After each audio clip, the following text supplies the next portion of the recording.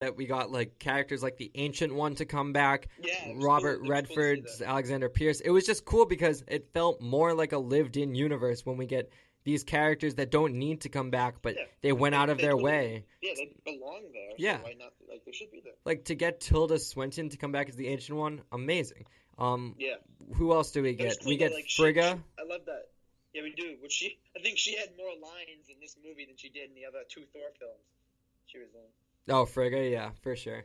I like the part with the Ancient One though when she's like, they're like, "Where's Stephen Strange?" She's like, "Stephen Strange, you're 5 years too early." Yeah, that was great because like you know that she can use the time stone. She sees what's happening and she does know that obviously she dies, so she doesn't know about the incoming threat. But she says like Stephen Strange is going to be the best one of us all. Like if he gives up the time stone, it must be for a reason, and it made perfect sense when she's talking to Professor Hulk in that situation.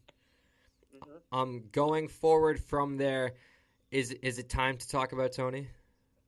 I think it's time to talk about All Tony. right, We've so already said it. Like it's like it happened. to set this up, because this is the scene where this is where it broke me. This is where the happy tears of everything I was seeing changed to sad tears. Basically, Thanos gets the gauntlet, he puts it on, he says, "I am inevitable," but then he goes to snap and all the stones are gone, and then you realize when Tony went to fight him earlier, like 5 seconds before he said that, his nanotech absorbed the stones, and it cuts to Tony, and the different color infinity like lightning is shooting up his arm, and it's very much established.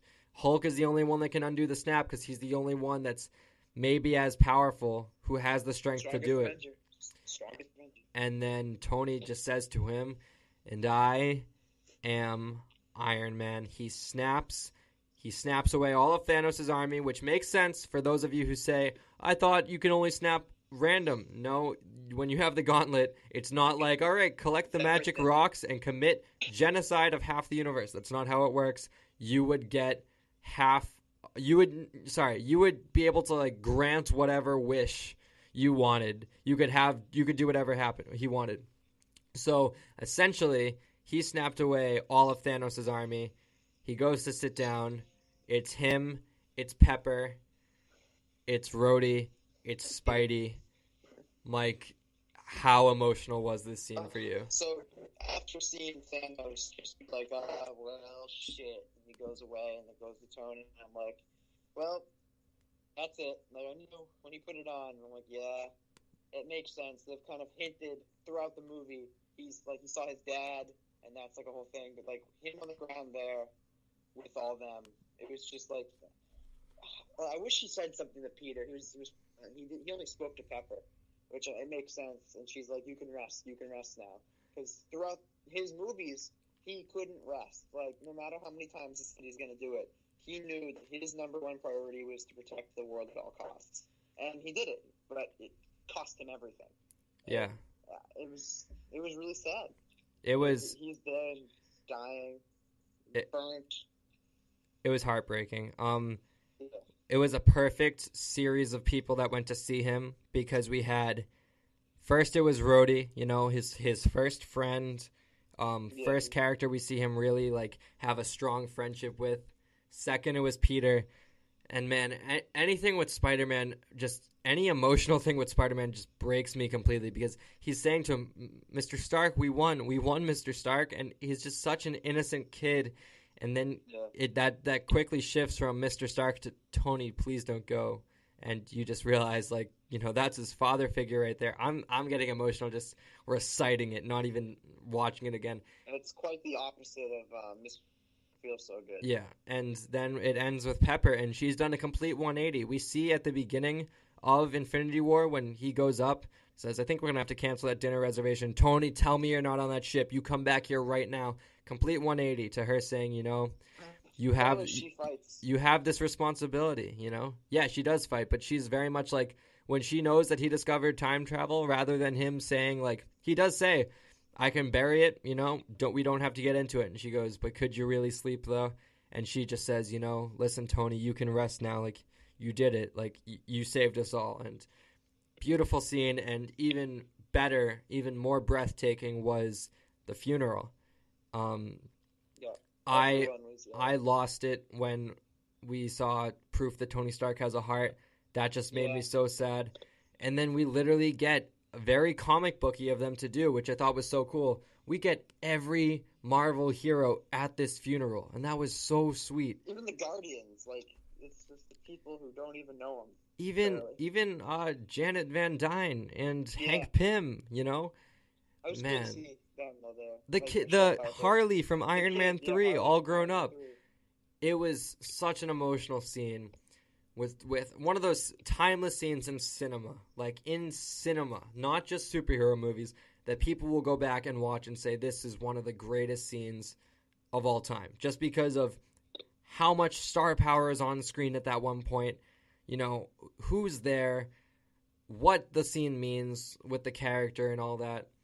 And yeah, from there, one of our last things we really have to talk about is Captain America is told to return the stones to the different points in time because time travel. And the hammer too. Yeah, and the hammer.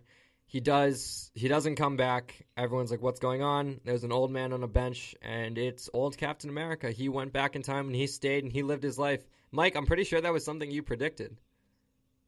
Yes, I did think that he would either go back in time and live his life or die trying, and he did it.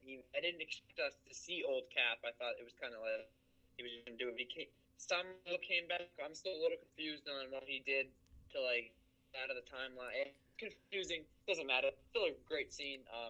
Like, just passed right by him, and then like, hey, there's old Captain America sitting on a bench, and he passes the mantle down to Falcon as Bucky's right by his side, and yeah. Yeah, there's kind of a little nod to the first Captain America when he says, "Don't do anything stupid till you get back," and he goes, "You know, how could I? You're bringing all the stupid with you." That's the same line interaction they had in the first Captain America when he goes to enlist, and then further from there, as a lot of people will complain that Bucky didn't get the shield. Bucky does not want to fight anymore. He was so depressed in Infinity War when Black Panther approached him and said, you know, and he just goes like, where's the fight? You know, are you going to just continue to like use me to fight? Like, I want to be a human being. I've been a weapon for so much of my life. I think it makes sense that it goes to Falcon.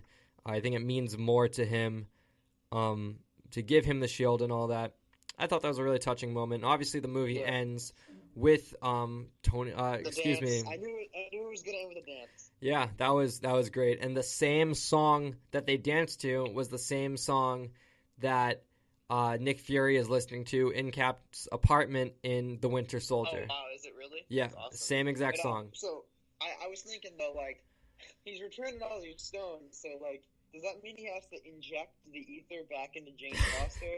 And like, when he goes back to like the planet where the Soul Stone is, he's like, "Oh, hey, Red Skull." Yeah, he's very Red much Skull. like in two of those ones, or kind of three, because you you have. Really, they're all like taken out of their container. Well, except for, I mean, the Time Stone's probably the easiest because the Ancient One is waiting for him. Yeah, but that's easiest. The Like, Soul Stone, Tesseract. yeah, he's got to just be like, "What's up, Red Skull? Here's the magic rock that you're in charge of guarding." Yeah, I wonder like what he would have said. Like, "Oh shit, you're here." Yeah. But all of them though, like the Tesseract is in a cube. Yeah, and the Tesseract has been broken out of said cube. You know. Yeah, it's crazy. Yeah. So that's kind of one of. Sorry. Yeah. That's one of our bigger questions after this movie. But that's gonna do it basically for setting up for our final segment, and that's our biggest questions after Endgame. And I think, like you said, how does time travel work? That's a big one.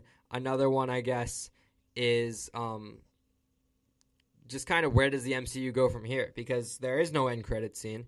We do know we're getting Far From Home in July, and we have from there we know we're getting an Eternals movie. We know we're getting a lot of stuff, but we don't know what the big direction is going forward. So, Mike, I'll put it to you. Obviously, the Fox deal went through. Where do you see the MCU going in the future? Well, Well, I see them. They're not going to go right to Fox movies. Kevin Feige already said they're going to take their time getting to it. I think I've said this before. Fantastic Four is going to come first because that's failed so much, and then they're going to bring in X-Men. But then, yeah, I think they know what they're doing, and I'm not worried at all. I'm just excited to see what's coming next. Yeah, I'm excited for the future, but when I left this movie the first time, I'm not gonna lie, I was kind of in this mindset like, you know what, if it ended here, I'd be okay. Like, obviously I want more, and the fan in me wants to see more, but this movie just wrapped up everything so nicely. It was, like I said, it was pure fulfillment. This movie, while Infinity War, you can get away with not seeing the other Marvel movies. They kind of set up, there's this guy, he's collecting the stones, they have to stop him or else half the population's gone. This one, you're on your own. If you haven't seen the past 21 movies, a lot of the stuff is going to fly over your head. So many perfect references that just reward you for being a fan of these movies. We have at the very end Tony Stark's daughter saying she wants cheeseburgers. That's a callback to the first Iron Man when he says, "I want two things: an American cheeseburger and a press conference." Obviously the Robert Redford stuff.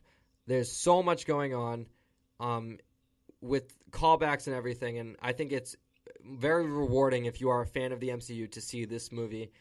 Yeah, that's kind of the big question we have answered from Endgame. Mike, what is your score for this movie? It's a 10 out of 10. Yeah. Yeah, for me as well, 10 out of 10. There are things that I'm not crazy about, with, I guess, Thor being fat the whole movie and all that. But, yeah, this movie is everything I wanted and more. I've never felt like I felt watching this movie. It was fulfillment. It was, just fan service. Sports are great. There's great moments in sports that, you build up to. But there's not a lot of times in movies that I was able to really feel what I felt the first time watching this movie. I'll never forget it. I'll never forget the experience I had. And I'll never forget what the Marvel Universe meant to me as a fan of movies, as a fan of cinema, as a fan of these characters and all that. It means a lot. And so This movie is 100% a 10 out of 10. Any complaints I have are petty. And this movie, all stuff that happened in this movie happened for a reason. There are movies that you can complain about but understand why stuff happens, and then there's movies where that just makes no sense. This movie, Fat Thor, makes sense even if I have minimal problems with it. The time travel stuff, they explain it well. It makes sense even if some people have a problem with it. It's a very cohesive movie. I'm glad it was 3 hours, and yeah, it wraps up everything so nicely. 10 out of 10 for me. Mike, is there anything else you want to add in for this review? I don't. I think I've said my case. I can't wait to see it again in theaters. I'm definitely going to see it again next week. Yeah, absolutely. One of my other favorite lines I just want to put in before we wrap this up is when Thor is describing the ether and he says, it was sought out by the Dark Elves. Ooh. I thought that was so good because it's so self-aware. The Dark Elves were a silly concept and a lot of people hate the Dark World. I don't hate the Dark World. And if you're someone who hates the Dark World, well, guess what? It is one of the most relevant Marvel movies now, thanks to this movie. So I had to explain it again. Yeah.